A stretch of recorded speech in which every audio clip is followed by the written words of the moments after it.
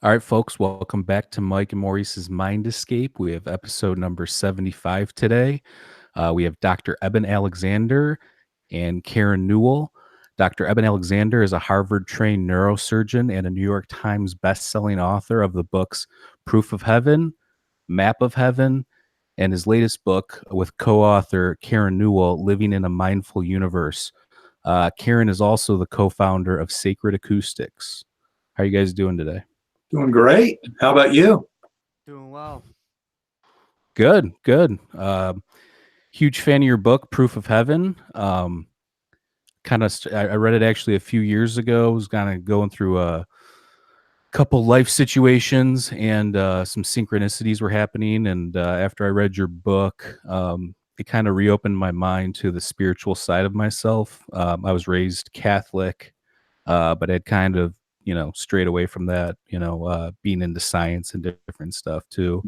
But I wanted to ask you, Eben, when you went through your situation, I know that you were, you said you were raised Methodist in your Right. book, but you had same thing. You became a neurosurgeon and therefore were more involved with, I guess, day-to-day consciousness and reality. Like we all get stuck in that prison from time to time. But what going through your whole near-death experience, like reawoken or got you in touch with your spiritual side.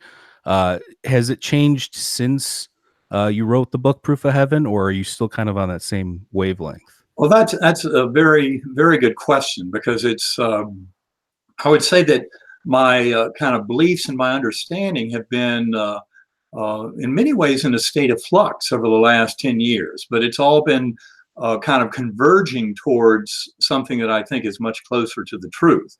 The good news is, people often ask me, what do your skeptical scientific colleagues believe about this? Well, turns out that I have many scientific colleagues, especially those who are deeply into the study of consciousness, who are very into this.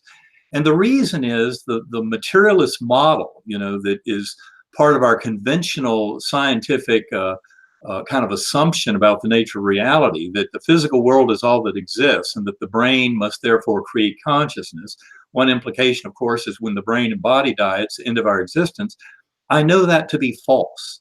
And there are tremendous pieces of evidence that show that that is false. And this is something we discuss in our book, Living in a Mindful Universe, is all the many, many different categories of evidence that show us that the physical world is not all that exists. And in many ways, we should look at consciousness as something that is fundamental, that the whole physical world emerges out of that consciousness, which gives human beings with their spirit and their free will a lot more power in determining what unfolds in this universe. So it's been a tremendous gift. It's still very much a work in progress. But I've come to realize, especially as I did, in the first few months after my coma, that the old materialist or physicalist model, that that's all there is, and that there's no spiritual aspect to humans or this universe, is false. And this is where the neuroscience of consciousness is leading. And that's why this kind of message and what Karen and I share with the world, and not only our book, Living in a Mindful Universe, but also in our workshops and presentations, is really a much broader view of the nature of reality that I think is emerging from science right now, all in addressing relationship between brain and mind. And it's very liberating to human beings where this discussion is leading. Oh, yeah. No, absolutely. And after reading your book, Proof of Heaven, it kind of gave me, like I said, a renewed sense of that. And I know recently you've been getting into more of the hard science of cosmology and physics, quantum physics, and that kind of stuff.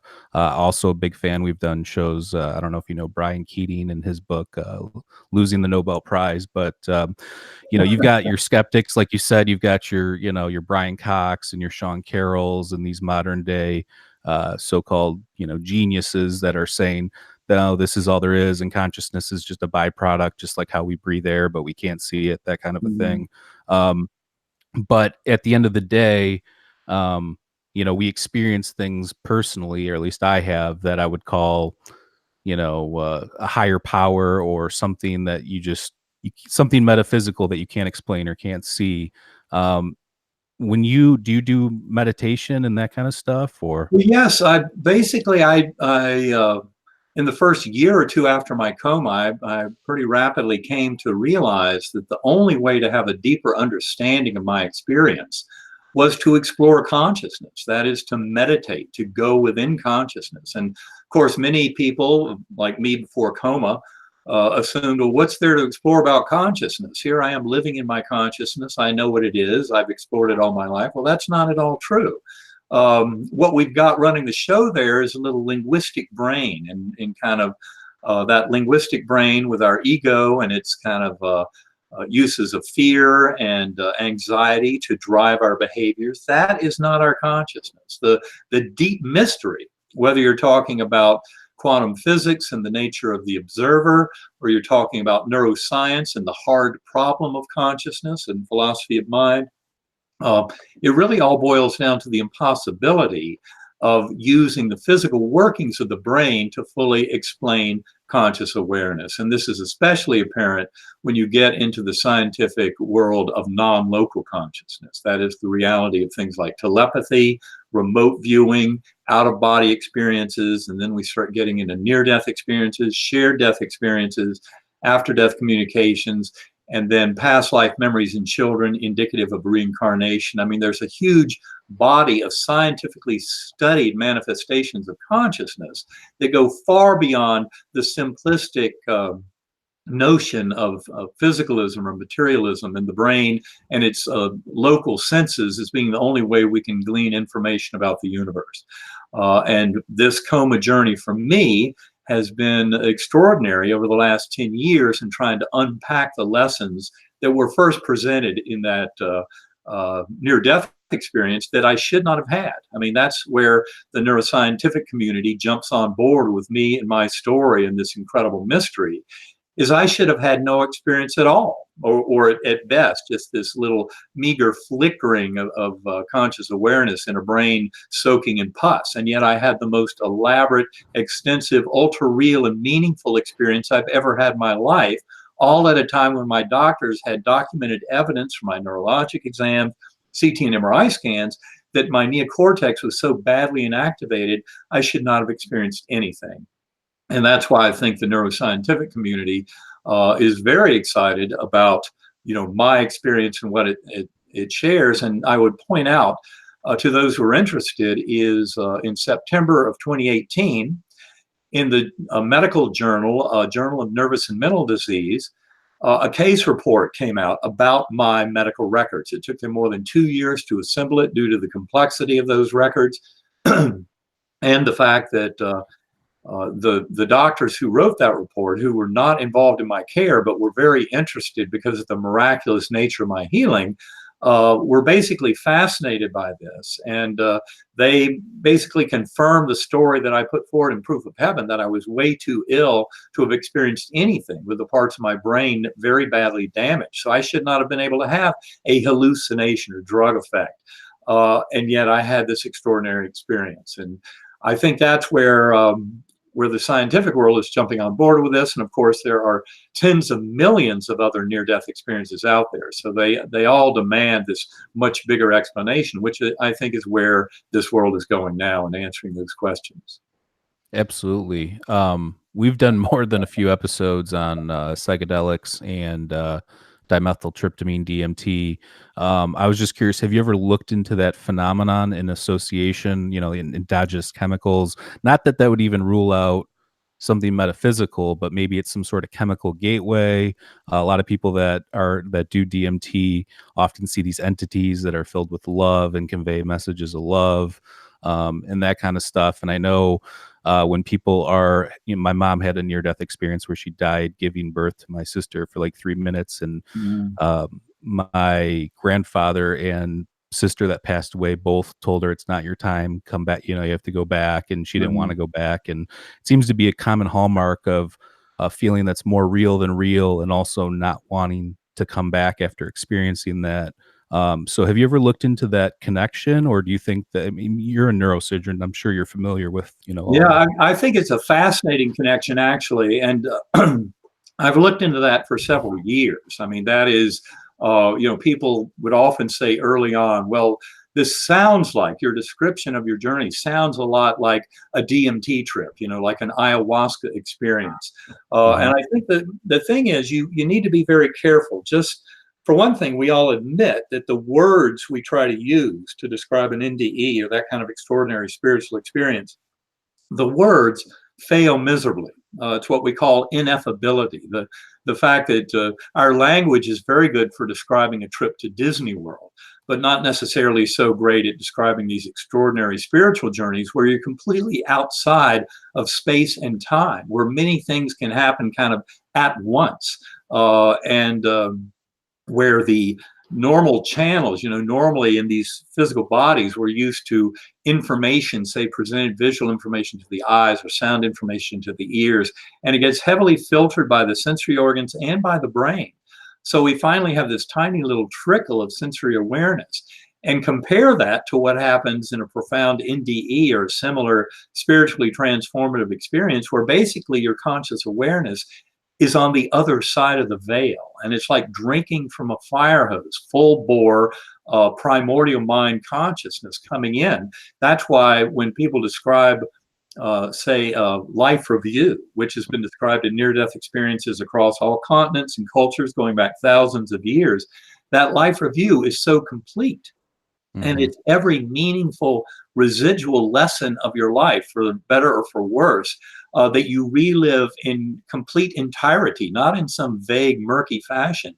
But you can do it like that in Earth time. And it's because there's a whole different temporal flow, what I call deep time in that realm, that allows for the full flow of this kind of spiritual learning and teaching that has to do with the lessons we're here to share in this world. So I think it's important to understand that that reality is very different. And when I, for example, uh, look at what people report in those drug experiences and go through some personal experience that involves similar substances, things like that, what I come to realize is I believe that those substances open a door into similar realms, but I think they create such a gigantic splash. And a lot of that splash is not necessarily signal, it's more noise. Mhm. So from our point of view, and this is something we discuss in Living in a Mindful Universe,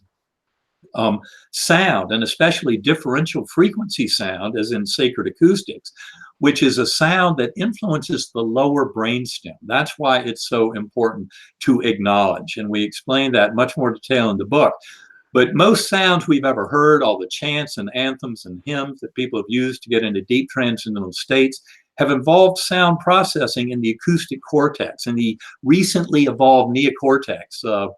And in human beings, those are circuits that have pretty much been refined over the last few million years, or at most 10 million years, to serve their current functions.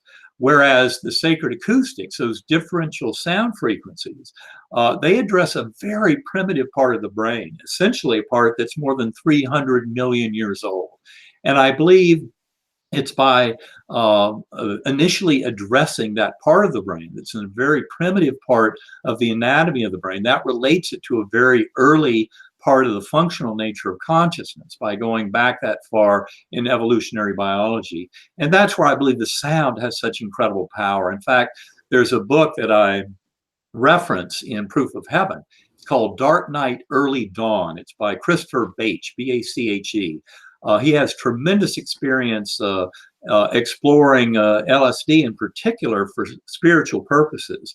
But he wrote a book, Dark Night, Early Dawn, several years ago, where he compared his LSD spiritual work with his work using an early version of differential frequency sound. He was using something called hemisync, which had been developed by Robert Monroe, which I would say is not as advanced a form of binaural beat as what I find in Mhm. sacred acoustics.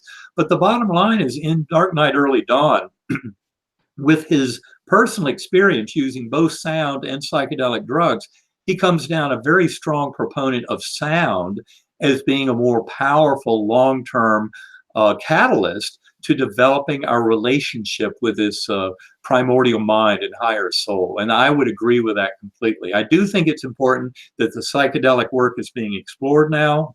I mean, for one thing, as we talk about living in a mindful universe, it makes a very clear case that for those who want to believe those phenomenal experiences that occur under the influence of psilocybin or LSD or DMT, or any of the serotonin 2A type psychedelic drugs, anyone who thinks that's due to an increase in brain activity will be shocked, because in fact, the scientific work using functional MRI and magnetoencephalography shows the brain going dark.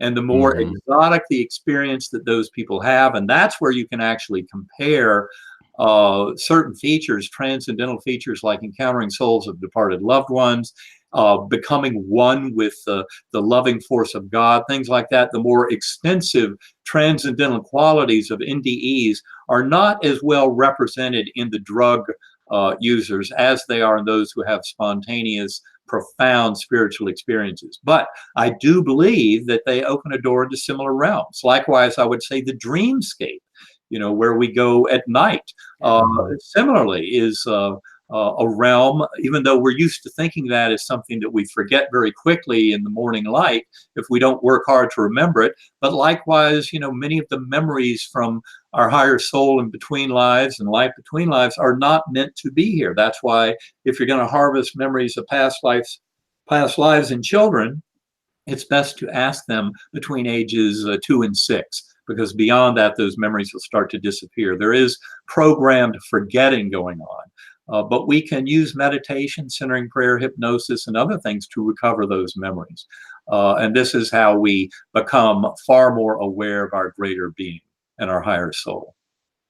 No, absolutely. I agree. And I meditate a lot, and I used to use psychedelics more. I use them once in a while. And actually, we've talked about it on our show. I had severe OCD and depression and anxiety, and I was kind of a lost cause in terms of medically. Like, I went to CBD therapy, tried all the different, Zoloft and Lexapro and all that, and nothing worked. And I kind of reverted back to uh, psilocybin as a last resort, and it actually helped reset my mind and allow me to do the work now where it's almost nominal. Once in a while I use my OCD more for positive gain. But Karen, I wanted to touch on your work with sacred acoustics, because I do believe that light and sound are two underrepresented ways of healing, if you will, or technology. And I was on your YouTube channel last night checking your stuff out. I really like it a lot. How did you get into the sacred acoustics, and what do you think in terms of the future of it and where it's going? Well, I first got interested in sound when I was struggling with my own efforts to learn how to meditate.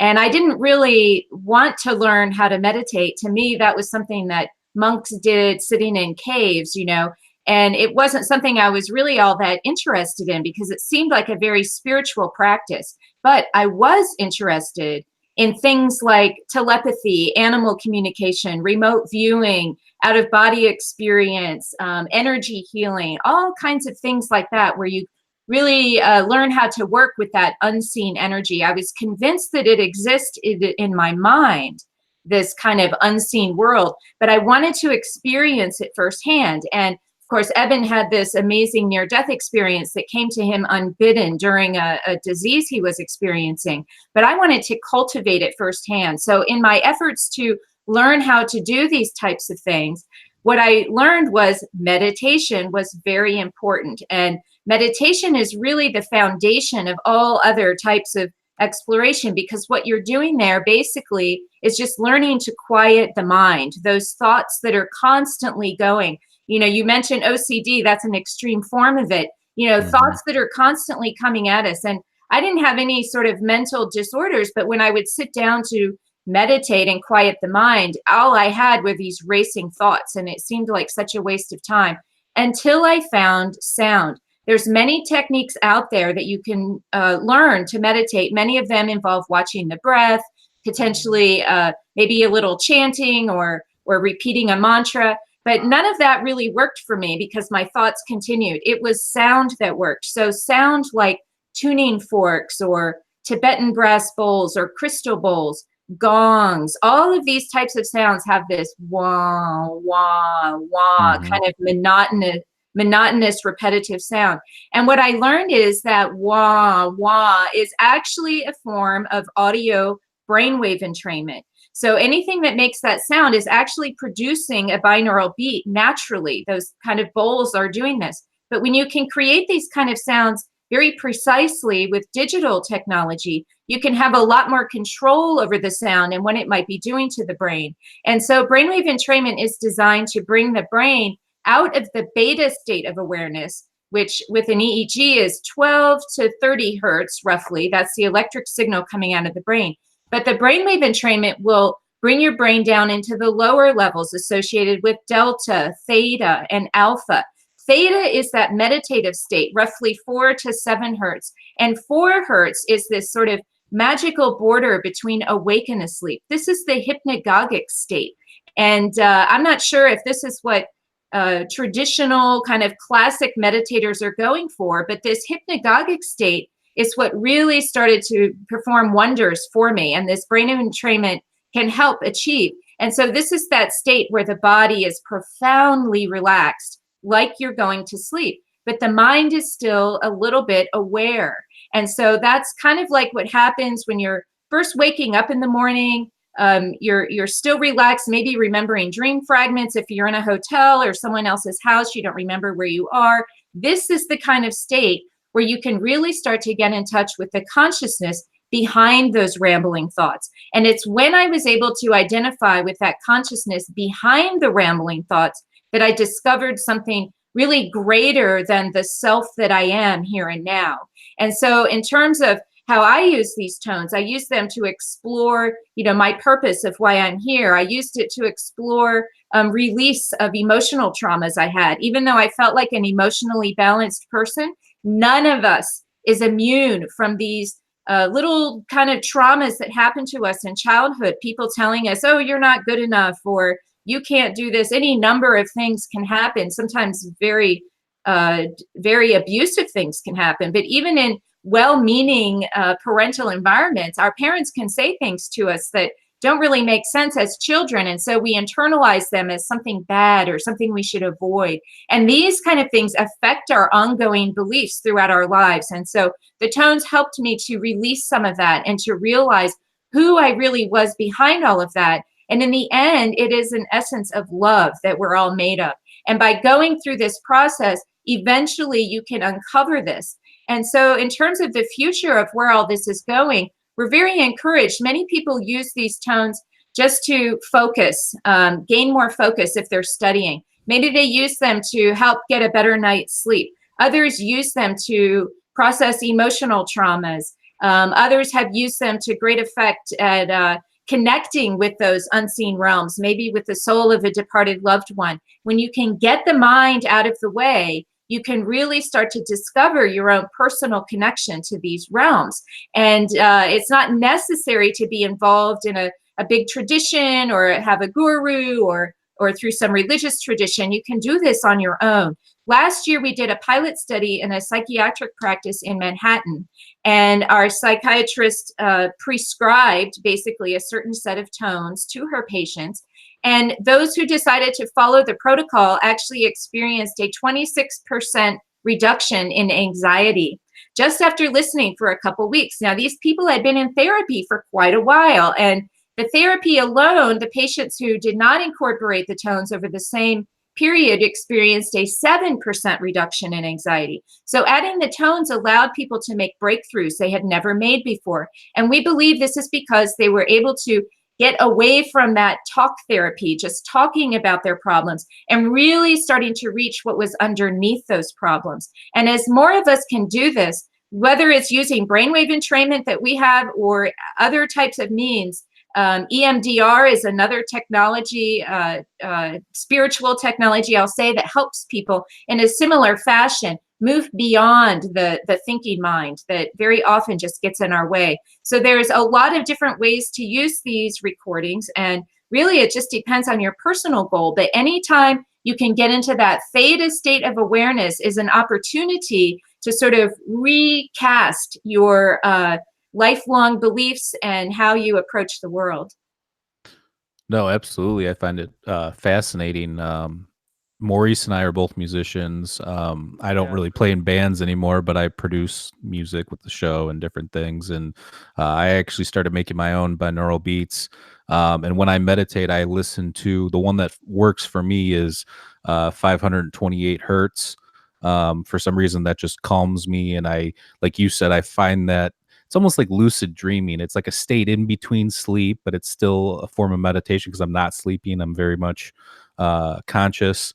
And weird things start to happen for sure, especially when you get deeper and closer to like an hour's time, things really start to happen. In terms of sound, we all have that high pitched ringing in our ear. Like I said, we've interviewed a lot of people that have done DMT before they go into that realm, which they consider a higher realm. They hear this really high pitched frequency before they go in there. Do you think that there's some sort of correlation between, when people talk about higher, lower frequencies and that kind of stuff, that we really are with our senses, kind of collecting all this data that's being shot at us at all points? But do you think that there's some sort of correlation between the frequencies and how we experience consciousness and reality?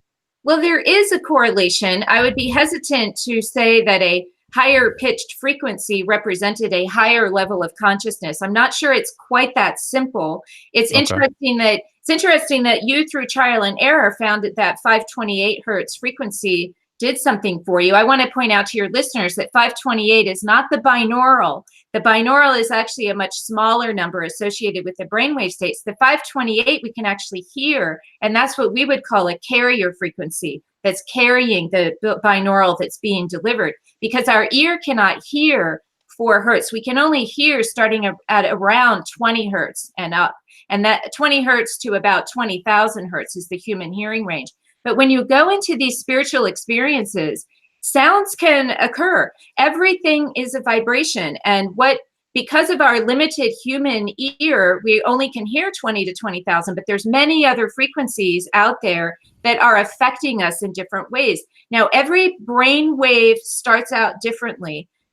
We've learned recently that they're kind of like fingerprints. A brainwave state, EEG, in one person is completely unique as compared to all others. And so when we deliver, for example, a 4 hertz or whatever formula to the brain, everyone is starting from a different place. And so we'll respond a little differently. And so some people, when they hear delta, they'll immediately fall asleep. Others will hear delta, and that will help them get into that hypnagogic state and not put them to sleep at all. And others might hear the higher frequencies of alpha and even get so relaxed that they simply fall asleep. And others, that would just keep them awake the whole time. So it is very important. It's wonderful that you've experimented with these different frequencies. We encourage all listeners to do that. There are many, many forms of binaural beats out there. There are apps that you can create your own binaural beat. You can say, oh, I want a 5 hertz with, rain in the background or surf or something like that. This is very possible to do. I would point out that Sacred Acoustics formulas are much more complex than those type of simplistic apps. We are doing much more with our binaural beats by combining monaural beats to them in a form that we've called neural helix, just to distinguish it from the other types of technologies. And so really the best way to learn how this, is different than a normal standard binaural beat is to try it for yourself. And we do have a free download on our website at sacredacoustics.com. We are highly, highly encouraging everyone to try something firsthand themselves. We can talk about this. It's very fun to talk about all the different philosophies and the different points of view. But until you have a direct experience, and it's wonderful that you have done that yourself, you've had them come unbidden, but it sounds like also you've been trying to cultivate them. Many people are motivated to do such things because of challenging health issues like yourself, when traditional medical Western medicine isn't quite working the way we're told it could work. Like taking a pill will alter your chemistry and you'll be fine. And it doesn't work that way for all of us. And I don't want to poo-poo medication in all instances, because there may be situations where that is the smartest thing to do. But I believe we've swung to a very extreme in our culture, where any sort of mental disorder is first, treated with some type of chemical. And while they can be useful, as well as that, people need to be approaching their spiritual life. And by spiritual, I don't mean religious. By spiritual, I mean the recognition of that consciousness that we all have behind our thoughts. That is spiritual. And spiritual has become, to some people, kind of a scary word in this, oh, that means you believe in God. And this idea that belief in God is somehow some supernatural faith is a little interesting to me. I think because of the religious dogma that has been rejected by so many of us in our culture, including myself. I rejected that Christian dogma as a young child. I didn't understand that that's how it could work. And I wanted to find out for myself, and over time read all kinds of things. And until I had my personal experience of feeling a power greater than myself, of feeling something beyond the here and now, that's when I could start to say, well, maybe there is some type of force beyond here. And for me, I like to think of that as one step beyond me is my greater power, my greater self. My self here in the physical body is very limited, but when I can get quiet and feel an expanded version of myself, that's one step closer to that God force that we all ultimately are connected to. Whether our mind wants to believe it or not, when you start to experience it firsthand, there's no denying. No, I mean, everything you just said resonated with me for sure, and I agree with that. And actually, to your point about the miracle pill and just taking a pill and you're all better. Obviously, that's in my case Band-Aid that's on a false. Like bullet hole.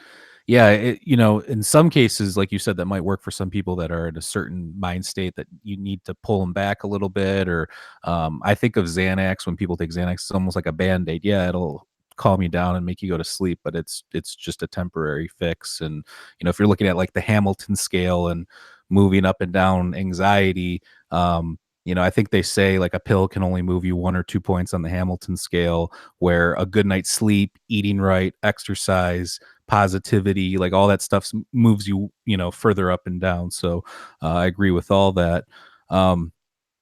Eben, do you think that with your, in your book, Proof of Heaven, you talk about when you feel like you're in heaven, and all the chants and the sounds and the songs. Have you guys gone back and forth about what was kind of going on, in your near-death experience with sound? Or Well, I think, yeah, we have actually. That's been a crucial part of it, and it was based on the discussion we had a few minutes ago. I wanted to clarify some points about that. People often ask us, well, are these sounds of sacred acoustics, are they similar to the sounds you heard in your journey? Because, in Proof of Heaven, I discuss how important sound was.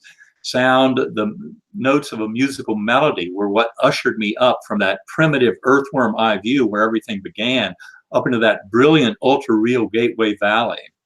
Likewise, in that Gateway Valley, even though it had many Earth-like features, it was also very strongly spiritual, because all the joy and festivity that was manifest there was because of the chants and anthems and hymns that were thundering through me from these swooping formations of angelic beings up above.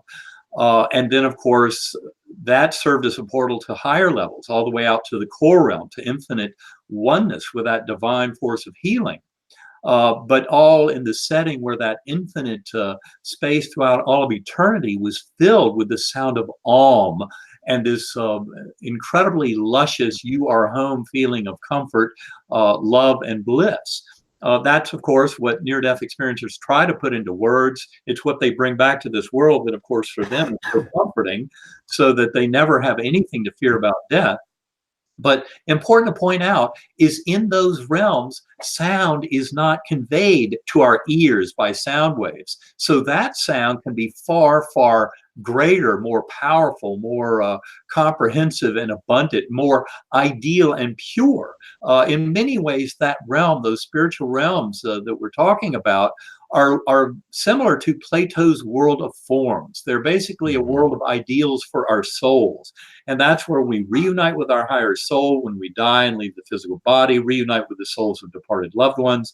But a lot of the sound and power of that experience is not in the limited form of sound in this four-dimensional space-time. And that's the point I'm trying to make, is that something like Sacred Acoustics does far better than just duplicate the sounds that I heard on my journey, because they open the doors and allow you to traverse the veil. Every soul can go into those realms and have full access to the kind of music and sound that is far beyond anything that could ever be formed up in our four-dimensional space-time. And that's why personal experience, going within, exploring consciousness yourself is absolutely essential. And the only other point I'd like to make in the discussion right now is kind of along the lines of what we're just talking about in terms of health issues and taking pills. A reminder that medical science has honored placebo effect for more than 60 years. Placebo effect is simply acknowledgement among medical scientists that a patient's belief can often be sufficient for them to get better. And this is not just about a sugar pill curing a headache. If you go to the Institute of Noetic Sciences website, put in the search term spontaneous remission, spontaneous regression, you'll find a book that they published in the mid-1990s on more than 3,500 cases of spontaneous regression or remission of cancers, of advanced infections, congenital deformities, etc. Extraordinary cases of healing that would be viewed as miraculous in the modern Western world, except they really happen. These have been factually documented. And what they demonstrate is the power of mind over matter. That's what this entire discussion is about, is does matter create mind? Conventional science would try and pretend that the physical brain creates consciousness, or does mind truly exist in its own right and have a lot of power in manifesting free will in our emerging reality? That is what Karen and I talk about in Living in a Mindful Universe. I would also encourage your listeners to participate in a completely free 33-day email course at ebenalexander.com. As soon as you get to ebenalexander.com, a little banner wiggles in your face, your free 33-day journey into the heart of consciousness. It includes 4 Sacred Acoustics titles, all for free. Highly encourage people to take that free course. Yeah, I'm signed up. With your friends. More than 7,000 people around the world have taken it. It has translate buttons there, so all languages can participate. And all these people are helping each other, and it's very rewarding to see how that course, this is all Karen's brainchild. She came up with the idea for this course, and it was an absolutely brilliant move to give this out to the world as a gift. But it helps to share a lot of this bigger knowledge about the nature of consciousness and the emerging scientific revolution that frees the human spirit. No, absolutely. And I am signed up for that. I think everybody should check it out. That's how I got into the sacred acoustic stuff, and I actually found it pretty enjoyable. But back to your point, yeah, I mean, I think that when you look at, you brought up Plato, I think we live in Plato's cave. Like I think that right now we're all stuck in this one form of what we think reality and consciousness is, and one day we're all going to wake up and realize that was just part of it, Right. But when you, like you said before, that there's always going to be critics and people poo-pooing or this and that. But do you look at anybody else's work that identifies with things that you've experienced, whether it be, I don't know if you've ever looked into like biocentrism from Robert Lanza or Tom Campbell's My Big Toe? Is there some other theory of everything or somebody else's work that's kind of resonated with your experiences? Well, yeah, I think there's a lot of interesting work going on there. What I would do, actually, for those especially who are interested in quantum connection and trying to understand why quantum physics has anything to do with this, that's something that we do explain a lot in our book, Living in a Mindful Universe. And I would say a lot of my thinking on that was coming together right around the time that book was published. So I've actually moved beyond a lot of those points. But the place that I would steer people who have a strong scientific interest is the work of Bernardo Kastrup. He's a colleague of ours. He is an endorser of our book, Living in a Mindful Universe. He works at CERN. He's a scientist of very high caliber, very brilliant man. We've communicated with him on a number of features around this. In fact, he commented on my story in Proof of Heaven and all that in some of his books. But he recently has published a book called The Idea of the World.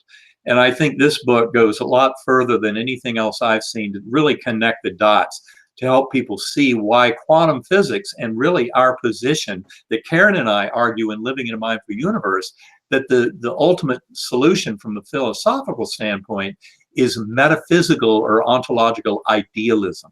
The notion that the universe is fundamentally mental and that human beings, by having a conscious aspect of our existence, can participate in that fundamentally crucial mental aspect of the universe. Now, the mental aspect of the universe is something that I think a lot of quantum physicists have grown comfortable with over the last few decades.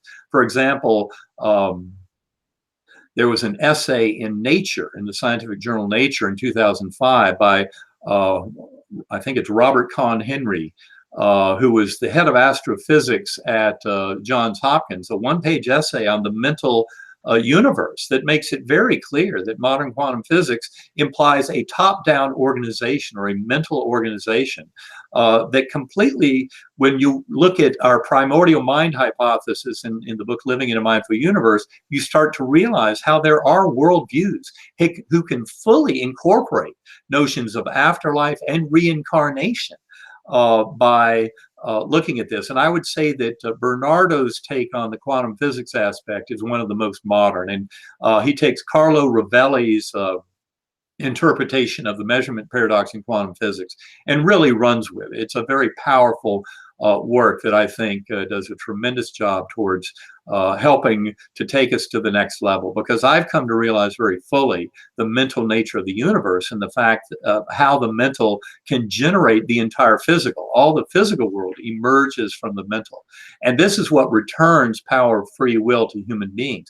This is what explains how spontaneous regression of cancers and things like that can occur, because we have that kind of tremendous power once we believe and come to recognize those connections of our conscious awareness with this universe, with our ability to influence emerging events of the universe. And that's where the meditation, a lot of what Karen and I teach in our workshops, I think greatly empowers people to do exactly that. Yeah, I added Living in a Mindful Universe to my Audible, so I'm excited to check that out. In terms of where you guys see your research going from here, you guys, like you said, you're obviously giving lectures and seminars and different stuff. Are you guys working on another book, or is there some, is there some evolution here of this, or are you guys just kind of chipping away and seeing if anything kind of comes to the surface from what you guys are doing now? Well, we have another pilot study we're working on this summer in a hospice center. So we're going to be working with the caregivers to measure their levels of anxiety with using sacred acoustics recordings. But the most fascinating is that we're going to be evaluating what happens at end of life. So there's many things that happen. People have deathbed visions, terminal lucidity, starting to see the souls of departed loved ones, and all kinds of things can happen. Shared crossings. The hospice workers who are right there with those patients often have these type of shared experiences. And so there aren't too many people out there who are actually documenting these things. One of them is William Peters of Shared Crossing Project out in California, is very busy documenting all kinds of end-of-life phenomenon. So we hope to add to that body of literature to really start to make people understand that death is not something to be feared, but is a transition to another form of existence. And this type of research, we think, will help contribute to not only people learning how to get more relaxed and deal with their anxiety, but also big answers to questions about what happens when we die. Absolutely. We've had Penny Sartori on our show before. I don't know if you guys are familiar with her. And Carroll. Yes. she's done experiments with that where she's tried to set up things where when people go out of body, are they able to see the whatever she set up in the room Mhm. and different things. But I think that's fascinating. And actually, Maurice, you had a family member pass away where they were seeing other family members as they were going through that process. Yeah, yeah. It was the night before they. Well, it was like probably the night that they were passing. And they said that the people that were around her said that she was talking to loved ones and stuff like that. So definitely an interesting avenue. It is that. I mean, I would simply add, I just had my own personal experience. My mother, who was 99 years old, passed over in early April, and I was my three sisters and I were at the bedside that whole last night. It was an absolutely magical experience. One of the most extraordinary things is she had some kind of visions in the nights leading up to that, where she said that people had come into her apartment, kind of changed out the paintings and the furniture, that it was no longer hers. And of course, some people might be treated to say, "Oh, well, that's a hallucination." But in fact, I've been through this enough with so many other people to realize, no, I think that was truly her witnessing of the fact that she had one foot in both worlds. And then it turned out that the night before, or 2 nights before she actually passed over, she got up at 2:30 in the morning when she spent the whole day basically unresponsive. And she was up at 2:30, very kind of excited and animated. She called her nurse to the bedside. She said, "My mother's here. My mother's here. I've got to call my children." And because she was experiencing that. And even though the nurse did not see the spirit of her mother there, I've been through all this enough to realize her mother's soul was truly there. That's what she was witnessing. Um, and so these kind of things, I believe, can also be enhanced using sacred acoustics kind of sound in the healthcare workers, as well as in patient and family members. I believe can help thin that veil so that we open the door to more shared experiences. Shared death experiences that Karen mentioned just a few minutes ago, especially the work of William Peters, the Shared Crossing Project out in Santa Barbara. Those are very important. These are like near-death experiences. I heard many of them from my audiences for years. I had no idea what to make of them until I read Raymond Moody's book, Glimpses of Eternity, that came out, I believe, in 2011. That book is all about shared death experiences, and these happen not only to family members and loved ones, and you can either be at the bedside or 3,000 miles away. It basically means when your loved one is leaving this world, their soul comes through you and makes you aware that they're leaving this world and expresses that love and kindness. And sometimes the bystander soul goes along. That's when you have a true shared death experience. The bystander soul, and this can also occur with healthcare workers, goes along even to the point of witnessing a life review in the departing soul before that bystander soul comes back to this world. And when I started hearing those kind of stories from people, they completely defy that simplistic nonsense of conventional science trying to explain away near-death experiences by saying, oh, well, it's decreased oxygen tension or too much carbon dioxide in the blood or something of somebody who's dying. Because these are happening in people who are perfectly healthy. You know, a shared death experience usually happens in someone who's quite healthy, and you don't have any of those kind of altered oxygen tension or CO2 arguments to try and explain it away. So shared crossings are very powerful. That's something we want to look at in this protocol project that Karen was talking about, as well as the terminal lucidity, which is probably a kind of a lesser form of shared crossing, where people come back and show this incredible lucidity and ability of memory and communication, often in a setting where they haven't said a meaningful word or phrase in weeks or months. That's why they call it terminal lucidity. Yeah, it's definitely interesting. And you know, your hard scientists, and atheists will say, "Oh, you know, this is just a process of your brain shutting down, and it's endogenous chemicals, and you know, it's all figment of the imagination." But we all believe in evolution, right? So if we believe in evolution, why would that occur? You know, and why would it only occur for people that are either bedridden or so, you know, like there's a lot of people that get in accidents that don't have these experiences like that. So I like to think that, you know, there's obviously more to it, and I believe there's more to it, but it seems like people just want to put that out there, that it's just a figment of the imagination or an endogenous chemical release or something along those lines, when they haven't even really researched it, or they've read briefly on it, and they're, you know, like I can't stand listening to Sam Harris talk about it. But you know, it's like your Brian Cox's, your Sam Harris is just these very reductionist, materialist. They're trying their best. No, I've had trouble with this before by Coma, you know, although the logic behind it, the evidence is overwhelming.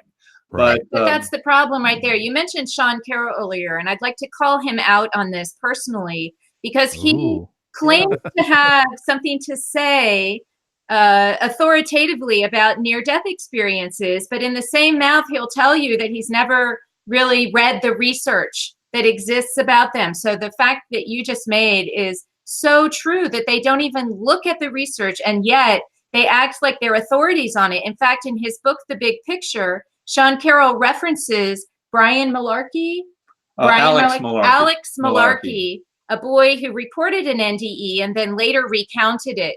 And so because Alex Malarkey admitted supposedly that he lied about his near-death experience, to Sean Carroll, that meant that all near-death experiencers must be lying. And he writes this in his book, The Big Picture. So he's on record as saying that all near-death experiencers must be lying because this child admitted that he did. And so shame on you, Sean Carroll, for not looking at the vast amount of evidence that's out there and just dismissing it out of hand. He actually says that respectable people don't believe in this sort of thing. And that's really quite a shame that, Sean, you have not looked at that literature and really reviewed the nature of it. It reminds me of Jessica Utt's statement.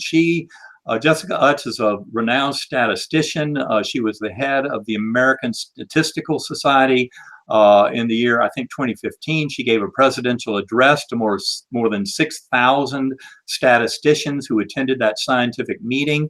And she made it very clear she had worked for years with people doing parapsychological work, especially assessing remote viewing, psychic spy programs. And for her, as a scientist, as a statistician, the data is overwhelming for the reality of remote viewing. And yet she said that some of her scientific colleagues, if she asked them, well, you know, do you believe in this? They'd say, no, I don't even waste my time reading that stuff. And she points out that's about as anti-scientific or pseudo-scientific as you can get. So that's like Sam Harris or Sean Carroll, who's not even reading that literature, but pretending they know enough to know that it's just bunk. And that's where they get very misleading. Until you start investigating this, you really don't have an opinion on it. And yet they pretend they're so smart. It's kind of like, you know, the whole, it should be no surprise that the scientific community that studied materialism, when you study the material world, don't be surprised at kind of concluding that you think everything occurs in the material world. But then when you hit those absolute dead ends, like the functional MRI and magnetoencephalography of the brains of people on psychedelic drugs like psilocybin, LSD, ayahuasca, DMT, etc., and you find that the brain goes dark, hey, that's scientific evidence, but it's leading away from the metaphysical assumption you have that the physical world is all that exists, and that somehow you can explain all of mental experience as something going on in the brain. We know that is not true. Modern neuroscientists know, I would say many that I communicate with at least, that the brain does not create consciousness at all. Consciousness is a much bigger phenomenon that demands a much bigger theater of explanation. That's what we're working on. No, and I actually love all that, and it rings true. And like I said, we've, you know, with you were talking about remote viewing, and you know, you look at the work of, you know, Rupert Sheldrake and Dean Radin and all those guys, and they're doing great stuff trying to actually scientifically prove what we think is unprovable. So you know, I think that's a step in the right direction. And obviously your guys work with near-death experiences and acoustics and sound and stuff, and I think that's super important. Do you think that we're going to find out here in the next 10, 15 years? You know, like I feel like there's a paradigm shift happening, you know, like the philosophy of science. You know, a scientific revolution happens every once in a while where there's so much data, so much evidence that bottles up, that a paradigm shift happens and it's almost undeniable. Do you feel like that's occurring sometime in the near future, or do you think we're on the Well, precipice to that? I'll tell you, I love that quote from Nikola Tesla. Oh And yeah. those who are familiar with physics and the history of science from the 20th century will certainly know who Tesla was. We basically can ascribe all of our modern electrically powered world to the work of Tesla. He did incredible work in alternating current and in power transmission and all of that. And as a brilliant scientist and investigator in the mid-20th century, he said the following: when science begins to investigate non-physical phenomena, they will discover more in the first decade of that exploration than in all the previous history of science. And I believe we're getting very close to that point of beginning that incredible decade of discovery of the non-physical. I believe that there are plenty of scientists around the world. I would steer your listeners who have any doubts about this, go to GalileoCommission.org. I am one of the more than 100 scientific advisors to the Galileo Commission. Karen and I were over in London back in November of 2018, helping support the launch of the Galileo Commission report. If you read that free report online, it will give you a tremendous amount of information. Harold Wallach put all that together with the help of these 100 scientific advisors. And it really points the avenue to the future. And the more we can get this modern scientific view of the nature of reality out to this world, because it's fully quantum in nature, fully accepts the oneness that we all share through consciousness, and also the power that we have as individual sentient beings to manifest the highest world of our dreams. Once we escape the clutches of that silly little ego and the little linguistic voice in our head trying to pretend it is who we are. And this is something Karen and I foster in our workshops and in our personal lives and our daily meditations, is developing that relationship with that higher soul. And when you realize that our higher souls are all interconnected and part of that God force, and that acknowledges that we're all bound together through forces of love, kindness, compassion, and mercy, we come to see that this world will become a far kinder, gentler, and more harmonious place. I beautifully said. I couldn't agree more. And just Yeah, one more I mean, question. oh, go ahead, Maisie. Go ahead. No, go ahead. I was gonna say my 2 cents. It's like, you know, conventional sciences has led us to this point, but I think it's time we gotta start thinking outside the box to open up some of these other mysteries. I agree. And really, you know, this is all about the science. This is about the natural world. As much as some people will try and pretend, oh, no, that's just the supernatural, that's woo-woo nonsense. Bottom line is, if you want to understand consciousness, which is truly the only thing any human being has ever known is the inside of their own consciousness, then you need to pursue the modern scientific study of consciousness. That's what we're talking about. This is not about woo-woo and about nonsense. This is about the cutting edges of scientific investigation into the nature of reality. Now, there's another way to put that, because I'm a girl, and I like to point out that masculine energy has been ruling the world, and that is that materialist attitude that only what we can see, only the external world is important, and the rest is just an illusion. Well, that's really dissing the internal world, and that's the feminine energy. The unseen world is feminine energy, and many of us are walking around, even as women, you know, living this masculine way of being. And the more of us who can start really paying attention to our internal world, that will bring that external world into balance. And any spiritual person out there who's taken the time to really go in and develop their internal world will tell you that in the process of focusing on the internal world, the external world seems to shift into place without much effort at all. And perhaps you've had that experience as well. When you go within and you start to be calm inside, the outside world seems to shift and change. And so it really behooves all of us to kind of bring that masculine, feminine energy back into balance. And when it's in balance, the external and internal world have equal importance. And it's not to diminish the external world as a complete illusion that we shouldn't pay attention to, because that would put us right back into an unbalanced situation. So that's just another way to kind of couch this same issue that we're discussing. And another point I'd like to add to that is remember the way we're looking at it when we see mind as universal and that we're all sharing one mind. When we talk about going within, you know, meditation going within, we're really talking about going out into the universe. As you realize, you're just basically traversing the veil of apparent separation that gives your little ego and that little linguistic voice in your head this little confined space that it pretends is all to itself. But as we realize the scientific evidence for you know, telepathy and things like that, we start to realize, and remote viewing, all the evidence that non-local consciousness is real, we start to realize we're only sharing the one mind. So going within consciousness is actually going out to the universe, acknowledging basically that it's never been anything more than an internal model, but that internal model includes the entire universe. No, yeah, I definitely feel that when I meditate, for sure. One more question and we'll let you guys get out of here. Eben, I just wanted to, when you were, you know, when you had your near-death experience and you were in this altered state, whether it be heaven or another dimension or whatever was going on, did you feel, and I know you explain a little bit in your book, but did you feel like yourself, or was it a different version of yourself? Because I know when people think about dying, do they think, oh, am I still me? Am I another version of me? Am I part of me? Is the essence of me still there? What did it feel like in those terms?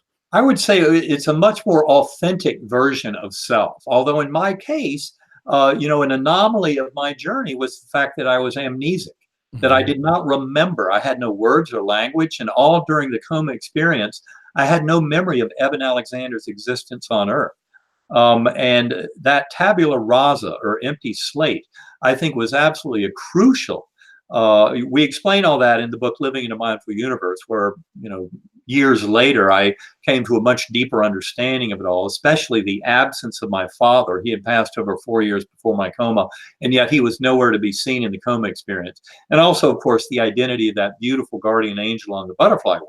That's my favorite part of the book, that the connection there between not knowing your blood sister and then finding out later that the person that you were experiencing in the near-death experience was actually this person, and you had no idea that if that's not a synchronicity, I mean, I don't know what that was a huge, gigantic, you know, kind of mind awakener for me to get that kind of realization. That's what kind of sent me on this journey. But I had to discover, you know, why this absence of my father, and it had a lot to do with that amnesia and about not being fooled into believing what my pre-coma, you know, reductive materialist neuroscientific self would have been fooled into if my father had been the guide. I might have defaulted into, oh, well, you see who you want to see on the way out. And that's why, in retrospect, it had to be someone who I really had no way of recognizing other than in this bigger context of my life journey and my adoption and all of that. And that's why her identity was such a big shocker 4 months after my coma. But when people are concerned about do they retain their personal identity, the vast majority of evidence is yes. You do, throughout that entire journey. Yes. I just needed this for a specific lesson for someone interested in neuroscience, brain and mind, memory, all of that, because my journey showed me very clearly, not only is consciousness not created by the brain acts more to restrict and limit and dumb down anything that we call consciousness, but also memories are not stored there. We talk about that in detail in Living in a Mindful Universe. It's one of the biggest nails in the coffin of materialist neuroscience, but it's a fact, and that's where we're headed with this. Is memory and experience don't even come from within the brain. They are simply filtered in, allowed into our awareness by the quantum states of the brain. Yeah, I mean, you look at the ancient Egyptians; they might have had us with the Ba and the Ka and the understanding of the afterlife. And exactly. But the sun. Yeah, but everybody, check out Dr. Eben Alexander's books and go to the website Sacred Acoustics. We're gonna have all the links below. But yeah, Proof of Heaven, Map of Heaven, and Living in a Mindful Universe, which I'm going to start on Audible this week. I'm looking forward to it. And thank you both for coming on. And this has been super enlightening. And I look forward to checking out your future research and everything. So thank you guys for coming on. Okay. Well, Mike and Maurice, thanks so much for having us. Great talking with you. We'll talk soon. Okay. Thank you. Bye-bye. Have a good one. You too.